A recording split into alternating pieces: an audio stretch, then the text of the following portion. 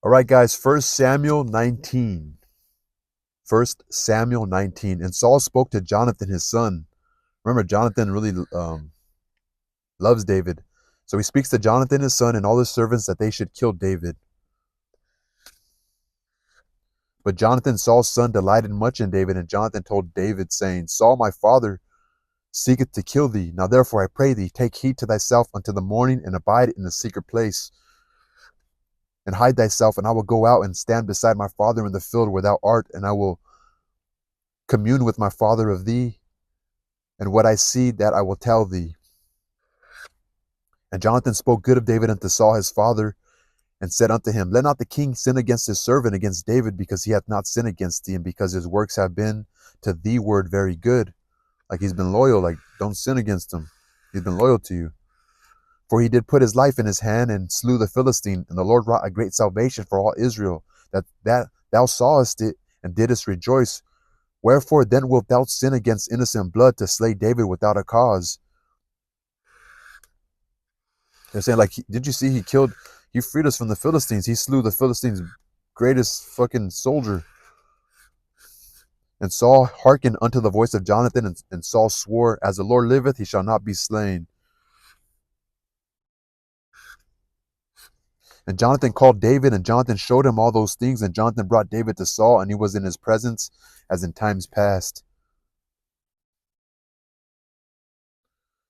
And there was war again, and David went out and fought with the Philistines and slew them with a great slaughter, and they fled from him, and the evil spirit from the Lord was upon Saul as he sat in his house with his javelin in his hand.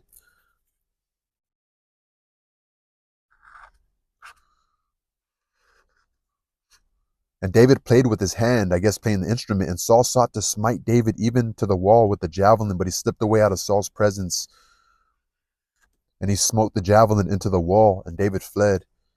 Also, he tried to attack him, and David fled and escaped that night. Saul also sent messengers unto David's house to watch him and to slay him in the morning.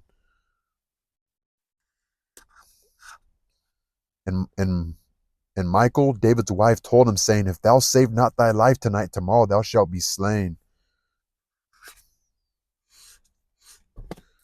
So the javelin. So Michal tells, like, my dad's going to kill you. So Michal let David down through a window, and he went and fled and escaped. And Michal took an image and laid it in the bed and put a pillow of goat's hair for his bolster and covered it with a cloth. And when Saul sent messengers to David, he said, he is sick. And Saul sent the messengers again to see David, saying, Bring him up to me in the bed, that I may slay him. And when the messengers were come in, behold, there was an image in the bed with a pillow of goat's hair for his bolster. And Saul said unto Michal, Why hast thou deceived me so, and sent away my enemy, that he has escaped? And Michal answered Saul, He said unto me, Let me go, why should I kill thee?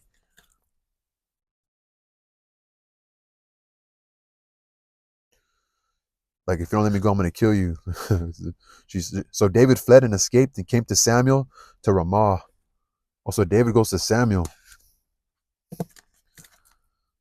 David goes to Samuel and told him all that Saul had done to him. And he and Samuel went and dwelt in Naioth.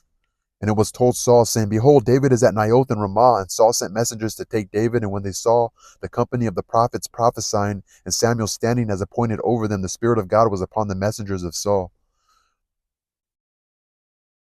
And they also prophesied. And when it was told Saul, he sent other messengers, and they prophesied likewise. And Saul sent messengers again the third time, and they prophesied also. Then went he also to Ramah. So he decides to go.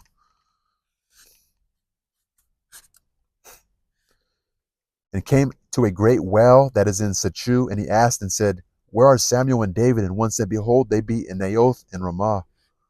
And he went thither to Naioth and Ramah, and the Spirit of God was upon him also, and he went on and prophesied until he came back to Naioth and Ramah. And he stripped off his clothes also, and prophesied before Samuel in like manner, and laid down naked all that day and all that night. Wherefore they say, Is Saul also among the prophets?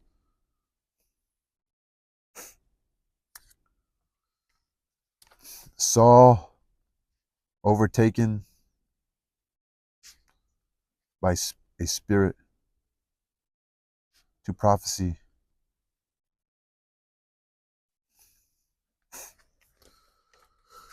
David flees to Samuel from Saul's murderous schemes. Murderous scheme.